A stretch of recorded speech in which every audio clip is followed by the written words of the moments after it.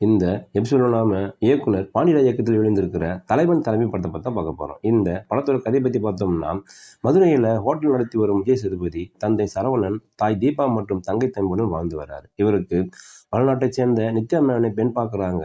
பார்த்த உடனே இருவருக்கும் பிடித்து போக திருமணம் செய்து கொள்ள முடிவு செய்கிறாங்க. சில நாட்களில் விஜய் சேதுபதி, அவருடைய தம்பி மற்றும் தந்தை அனைவரும் ரவுடிகள் என தெரிய வர நித்யா மேனன் வீட்டில் இந்த திருமணத்தை நிறுத்த முடிவு செய்கிறாங்க. ஆனால் தனது வீட்டை எதிர்த்து விஜய் சேதுபதியை திருமணம் செய்து கொள்றாங்க நித்யா மேனன். திருமணம் ஆன சில நாட்களிலே விஜய் சேதுபதி, நித்யா மேனன் இருவரும் அடிக்கடி சண்டை போட்டு பிரிகிறாங்க. இதை காரணமாக வைத்து இரண்டு குடும்பத்தாரும் இருவரையும் பிரித்து விடலாம் என நினைக்கிறாங்க.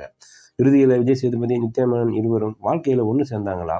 இருவருக்கும் என்னதான் பிரச்சனை? இதாங்க அந்த படத்தோட மீதி கதை. இந்த படத்துல நாயகன் நடித்திருக்கும் விஜய் சேதுபதி யதார்த்தமான நடிப்பை வெளிப்படுத்தியிருக்காருன்னு சொல்லலாம். தாயா மனைவியா என்று பரிதவித்து நடித்திருக்காரு. ஆனால் படம் முழுவதும் கத்திக்கொண்டு இருப்பது சலிப்பை ஏற்படுத்தியிருக்கு. நாயகியாக நடித்திருக்கும் நித்யா மேனன் சிறப்பான நடிப்பை வெளிப்படுத்தியிருக்காங்க. விஜய் சேதுபதியும் சண்டை போடுவது, அடிப்பது, காதலிப்பது என்று அனைத்திலும் ஸ்கோர் செய்திருக்காங்க.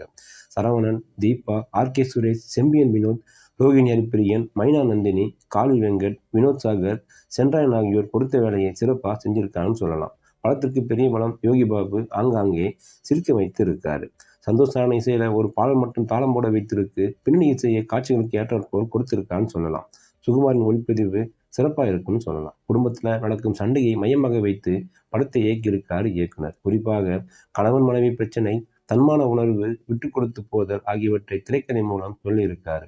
கணவன் மனைவிடையே நடக்கும் சண்டைக்கு விவாகரத்து முடிவு கிடையாது என சொல்ல முயற்சி செய்திருக்காரு. படம் முழுக்க கதாபாத்திரங்கள் அதிகம் பேசிக்கொண்டே இருக்கு.